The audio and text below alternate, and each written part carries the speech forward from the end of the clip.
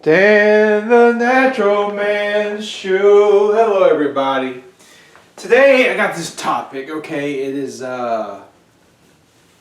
foods that can help reduce arterial plaque, because we don't want a lot of arterial plaque in our arteries and blood vessels, because of course these things can cause heart attacks and strokes.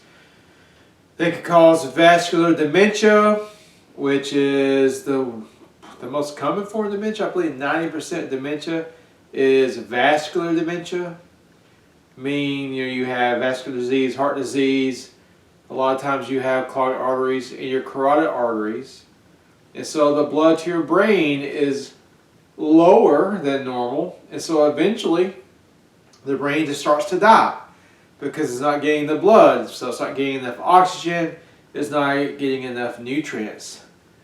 So I'm going to start out by saying this. Okay, there are certain foods and herbs that can help reduce your cholesterol, and this in turn will help reduce the plaque in your arteries. Okay, but if I were diagnosed with arterial blockages, not only will I use some of these foods, but I would go cold turkey 100% to the Esselstyn diet.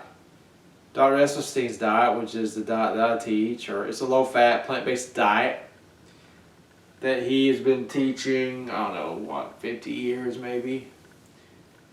And it's proven that it can actually, in some instances, this Esselstyn diet actually dissolve arterial plaque.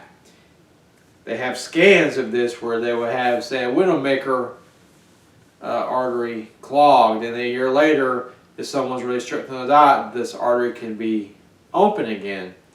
And they also found that the plaque that did not recede became, on the Esselstyn diet, actually became not dangerous anymore, because the body actually stabilizes these plaques. When you don't eat anything that damages your endothelial lining of your arteries anymore, they start to heal, just like everything in the body. The body is a self-healing creation. So really the best thing to do to prevent and reverse and arrest heart disease is to eat the Esselstyn diet. But we're going to talk about some of the foods, and of course all the foods on the list are from the plant kingdom, and there's some herbs in here really fast.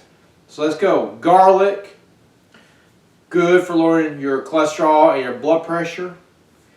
Garlic's easy to use. It's a culinary herb. You can cook with it. You can also use it medicinally. You can make a tincture with it. It's a very powerful tincture.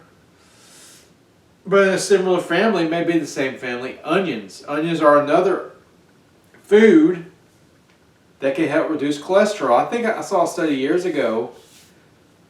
People who ate one onion a day, I believe they lowered their total cholesterol by 30%, which is huge. I don't know how long it took. I don't know how many months that took. I can't remember all the details, but I know onions are a really good cholesterol reducer. Okay, oatmeal. Make sure you get organic if you can, because the inorganic oatmeal is sprayed with God knows what. We still have to watch out for all these toxins that have been sprayed everywhere. I mean, my God. But yes, oatmeal, it's got a really good soluble fiber. It also has a fiber. Is it that one? I want to say, is it oatmeal has beta-glucan? I don't know, maybe it does. I know nothing about nutritional yeast does have beta-glucan. Anyway, oatmeal is a very good food. It's got a lot of nutrition, it's got protein, and it has soluble fiber that helps reduce your cholesterol. Remember, when we're trying to lower our cholesterol and lower the plaque in our arteries, we're going to look to fiber. Flax seeds, number 4, flax seeds, another good food. Now, flax seeds have to be ground up to get any benefits. So if you have a coffee grinder, you can grind them in the coffee grinder. If you have a powerful blender like a Vitamix, you can use that. Which I bought a Vitamix maybe 10 years ago. It was a refurbished Vitamix. I think I paid $250. It's still going strong. I just recently replaced the blade.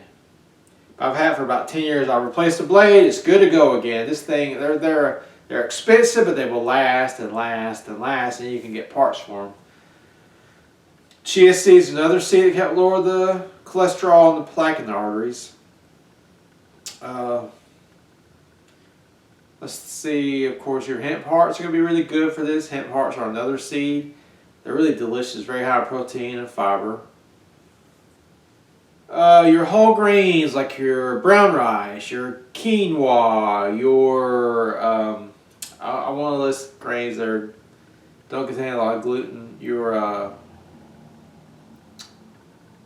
what's that one? Millet. Millet, that's not a very common one here, but millet, whole grain millet. I'm trying to think of one that's on my mind. Anyway, whole grains. Okay, whole grains.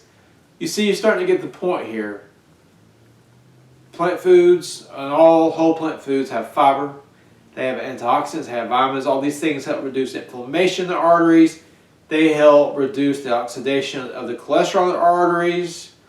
They help the body heal the inside of the arteries and reduce the plaque in the arteries.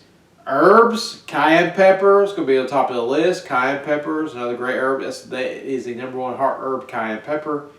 You can make a tincture. You can buy a tincture from Dr. Schultz. I believe it's herbdoc.com. But I have a video somewhere on here. I think it's in my heart disease playlist. I show you how to make a cayenne tincture. It's 1 gallon using vodka and using really hot African birdseed chili peppers. Easy to do. Anybody can do it. You'll save yourself a lot of money in the long run. Okay? Formulas that are on the market that work really well. Dr. Christopher's hawthorn berry syrup. I'm telling you, it's like a magic elixir. Dr. Christopher's hawthorn berry syrup. And Dr. Christopher's blood circ formula. It used to be called the blood circulation formula, but the FDA said you can't call it that, so they changed it to blood circ. Okay? That formula is really good to lower the blood pressure and to lower the plaque in the arteries. Other things that, we were talking about foods and herbs and things. Exercise, get enough exercise, get enough water every day. You got to have time to relax every day. Stress leads to inflammation and higher cortisol, higher blood pressure, higher blood sugar, high cholesterol. You don't want it. I know we all have it. God knows we all have it. But you have to take time every day just to try to chill out, okay? To try to reduce some of the effects of all this stress in this world, okay? So all these foods we're talking about are really good, and they're all going to be included in the S-Sustain diet. But if you've been diagnosed with clogged arteries, heart disease, I encourage you to look at the Dr. S-Sustain diet or the Dr. McDougall diet. They're very similar. Yeah, those two. There might be a few more. The Ornish diet, the Dr. Dean Ornish diet, all 3 of those have been proven to help arrest, reverse, and prevent heart disease. Because it's still killing most of us. It's still the #1 killer after all of these years. And we have one of the best medical systems in the world. But heart disease is still killing the piss out of us. So we got to take our health into our own hands. The most important thing you can do today, the most powerful thing you can do today, is to take control of your health and put it back into your hands, because you have the ultimate power. If you liked this video, please like it and share it. Please subscribe to my channel. Check out my page, DanTheNaturalMan.com. And remember, until next time, keep it natural.